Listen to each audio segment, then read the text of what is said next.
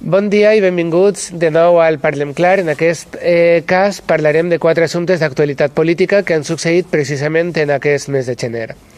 El primer és sobre el pressupost per a l'any 2017, que encara que la llei marca que s'han d'aprovar a finals de l'any anterior, el fet és que encara ni tan sols tenim la proposta de l'equip de govern. Vàrem preguntar al regidor Toni Saura per què succeïa això i ens va dir de manera quasi literal les següents 3 raons. La primera és l'absència de govern a l'estat espanyol, que ha hagut. La segona, la decepció a l'haver intentat consensuar els pressuposts l'any passat i que finalment no s'aprovaren.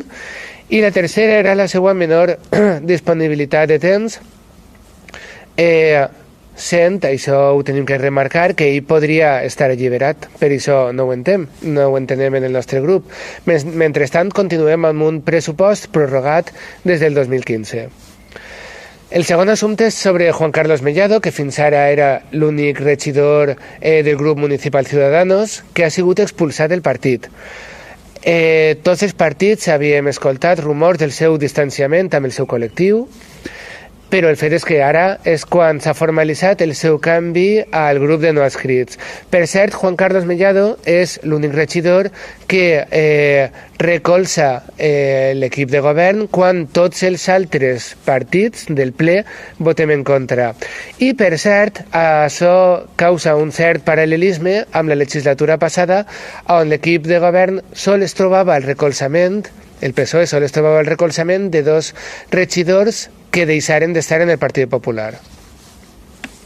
En tercer lloc, el partit Canviem Entre Tots va demanar que es realitzara una reunió amb els tècnics de l'empresa Aguas de València, que és la que gestiona el subministrament d'aigües amb el nostre poble, i allí ens vàrem assabentar que el deute amb aquesta empresa del nostre poble és de 2,5 milions més del que se'ns havia informat fins a aquest moment.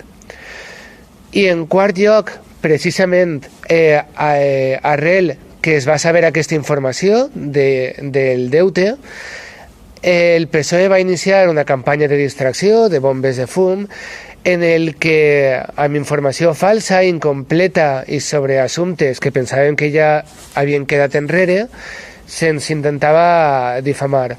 Des d'una presumpta invitació que al grup Compromís per a l'Aquas, per a formar part del govern, que mai va existir, a una connivència amb el Partit Popular o, per exemple, la manca de propostes de canvi del nostre grup. Cadascuna de les informacions falses va quedar desmentida en el seu moment per la nostra part, sense perdre de vista, això sí, que al rerefons de tots els problemes hi ha un model de gestió econòmica que, si no iniciem ja les reformes, amenaça de caure.